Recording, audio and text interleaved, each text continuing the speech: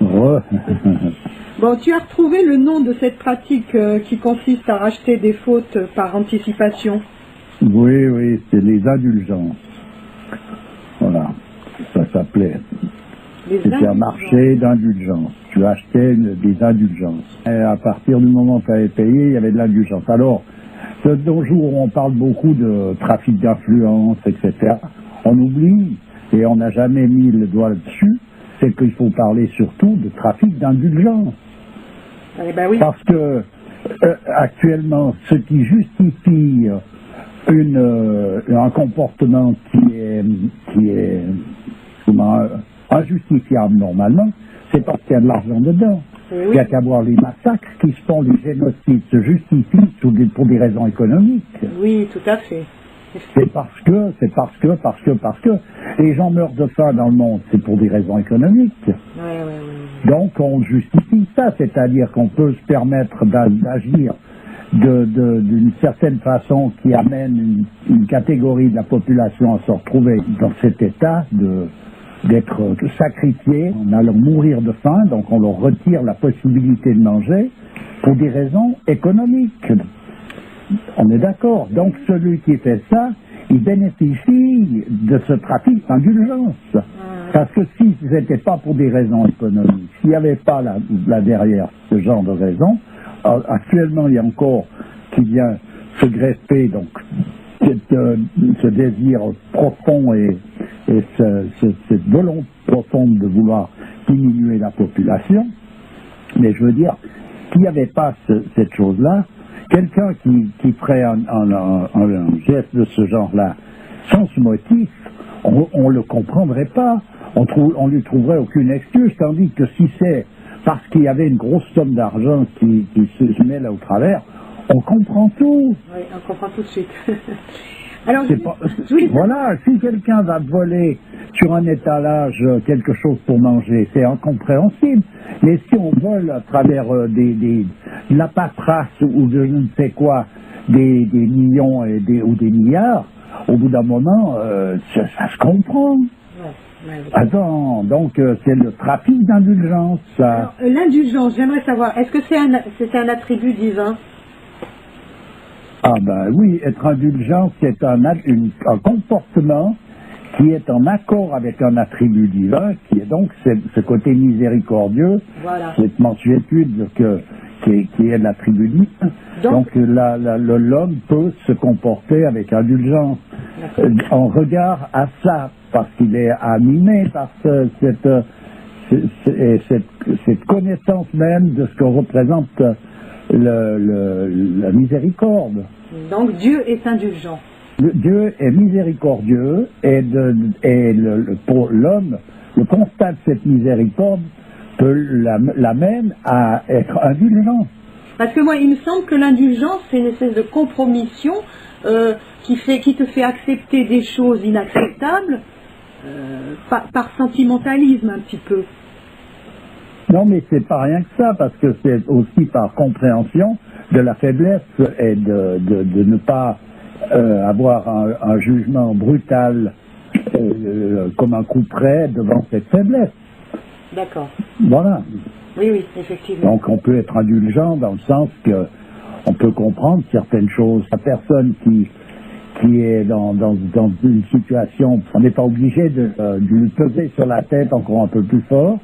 On peut lui offrir la possibilité de se recramponner de manière à pouvoir remonter sur la rive. Voilà. Donc il y a une indulgence et d'une manière générale, l'homme, un juge, devrait se comporter de manière indulgente. Mais ça ne veut pas dire faire des passe-droits et que l'indulgence soit tributaire de considérations économiques. Oui, tout à fait. Voilà, ou déterminée par ça. Ça veut dire que l'indulgence, elle est en quelque sorte le reflet de la miséricorde dans l'homme.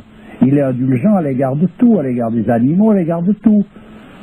Voilà. Oui, c'est pas un passeport pour le mal, quoi. Voilà. C'est pas un passeport pour le mal, ni quelque chose pour se faire une bonne figure. Ça n'a rien à voir. C'est une attitude normale chez un homme qui, lui, est en accord cherche en tout cas à être en accord avec Dieu. Voilà. D'accord. Mais par contre, le trafic d'indulgence, c'est quelque chose, c'est des indulgences qui se payent. Qui se payent si tu es. D'ailleurs, c'est bien, chacun sait que suivant comment tu es placé dans le monde politique ou le monde économique, tu peux faire telle ou telle chose, tu retrouveras toujours le moyen de te sortir d'auberge, ça ne va pas être un problème, alors que pour un autre, ça va être l'exemple, tu vois, le dangereux individu, et il va prendre des années de prison, alors qu'un autre qui est 1000 fois plus dangereux, on va le recevoir avec la fanfare. Ouais. Donc on est dans ce trafic qui n'a plus rien à voir avec une justice. De justice, après, il faut arrêter le délire. C'est n'importe quoi. Et on trouve ça un peu partout dans le monde, que ce soit l'Afrique. Oui. Et puis c'est pas d'aujourd'hui, mais j'entends ça reste récent dans le sens que c'est dans ce cycle. Et c'est plus on approche, plus on arrive à la fin du cycle, que ces choses-là se montrent visiblement et sont vraiment manifestes. Tandis qu'un temps, il y avait quand même un peu de pudeur ou de fausse pudeur qui faisait que les personnages se cachaient. Après, on ne se cache plus. Ouais. Ils ne se cachent plus. Tu peux aller t'acheter, d'ailleurs, il n'y a qu'à voir, tu m'as parlé de film là, sur le trafic d'enfants pour la pédophilie au Vietnam.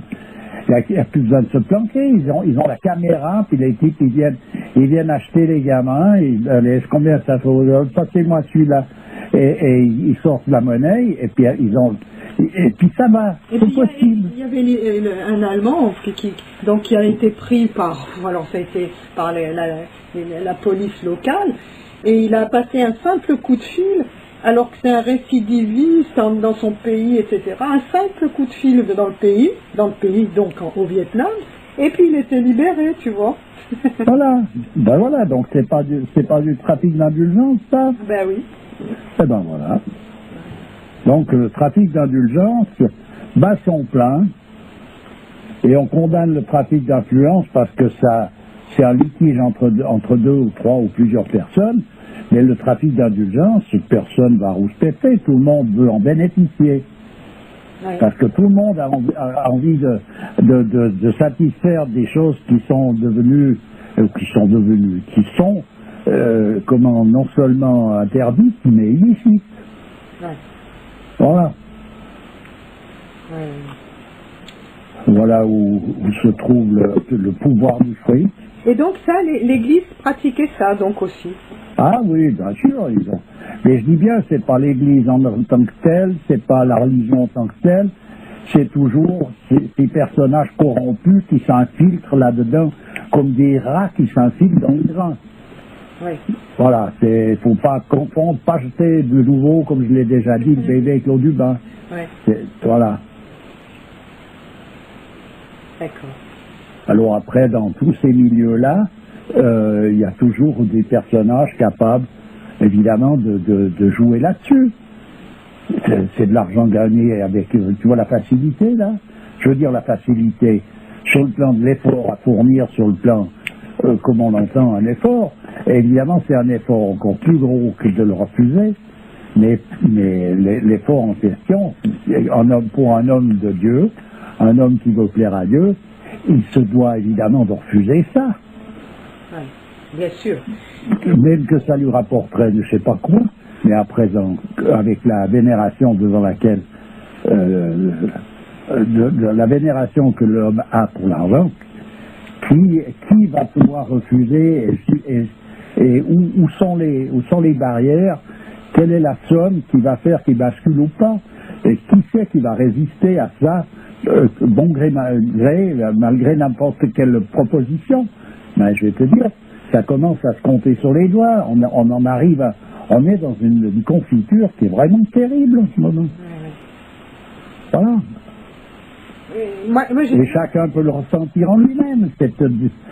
On sent bien que cette influence qui est constante, cette pression qui est donnée là-dessus. Ah oui, oui.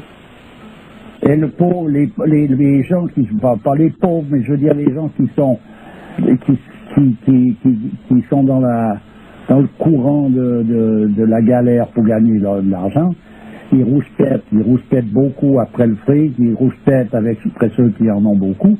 Mais si tu les mets dans la position tout d'un coup du jour au lendemain d'être des personnages qui manipulent l'argent en pagaille, est-ce qu'ils vont se comporter mieux?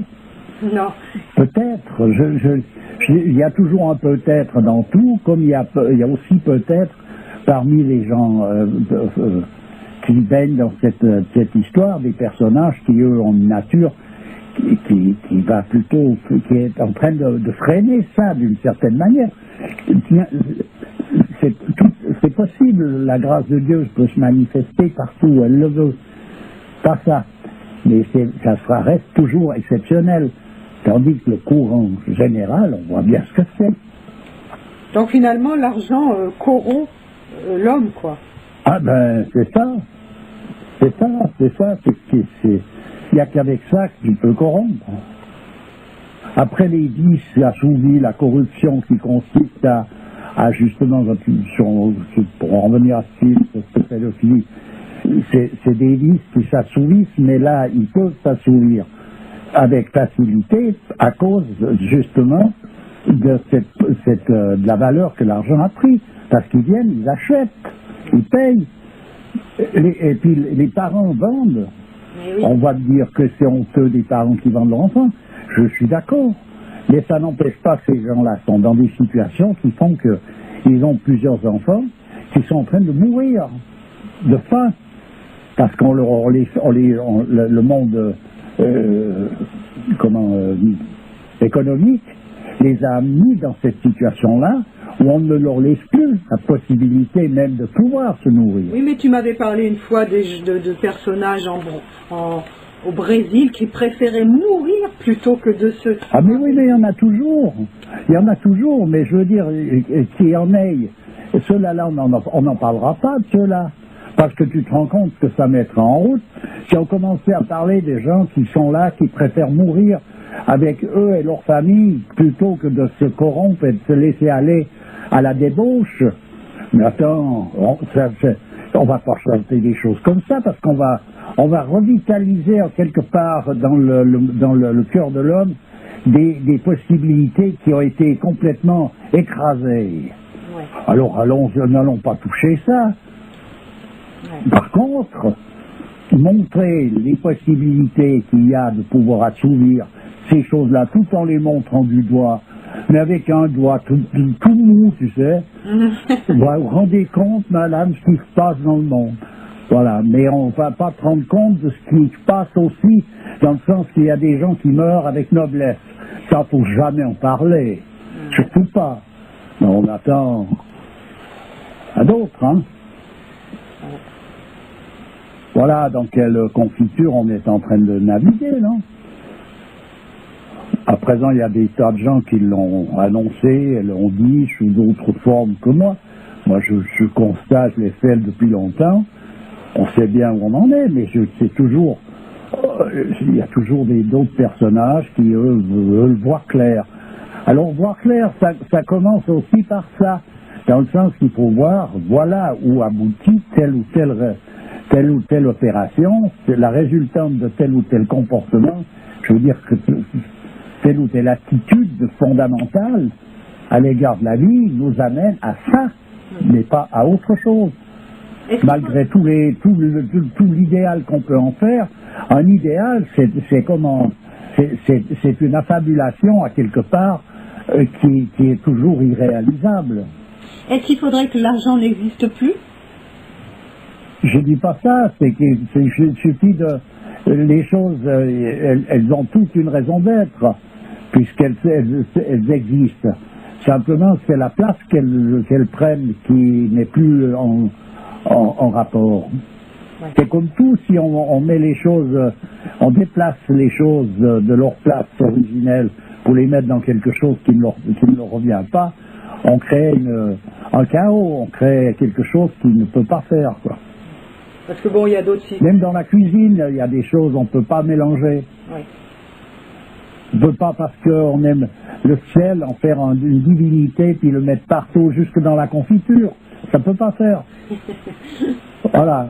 Non, parce qu'il y a d'autres systèmes hein, de troc, d'échange. Normalement, dans l'Antiquité vraiment ancienne, quand l'argent a eu une position, elle était comme un viatique de l'authenticité d'un peuple, c'est-à-dire son authenticité était démontrée par le fait qu'il était en accord avec une tradition qui était elle-même donc pas quelque chose de falsifié.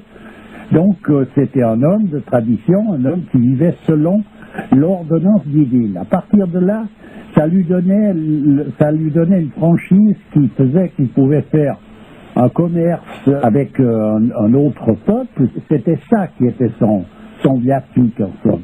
Et cette monnaie, elle était démontrée sur une place publique par un objet qui était présent. C'était juste pour montrer cette présence. Et je veux dire, on est loin du compte, là. Tu veux dire que l'argent était là comme démonstration d'une valeur? Voilà, c'était une valeur, donc ça voulait dire que ce peuple était donc un peuple qui était capable de vivre avec équitabilité. Donc, qui que ce soit qui faisait commerce avec ne se retrouvait pas lésé de ce fait-là. Alors, entre des peuples qui vivent selon cette équitabilité, il n'y a personne qui est lésé. Tout un chacun retrouve en quelque sorte ce qui lui revient. Donc, il n'y a aucun problème. Et ça, c'est parce que l'homme conduit ces choses-là, il n'est pas conduit par ces choses-là. C'est lui qui conduit. Ça garantit, c'est en quelque sorte la volonté de Dieu, c'est-à-dire qu'il se met en accord, lui, avec cette volonté. Eh bien, on est loin du compte, c'est le cas de le dire. Oh ben, bien sûr qu'on est loin du compte, mais ça, je pense qu'on l'a déjà remarqué. Eh bien, écoute, je te remercie. Au revoir.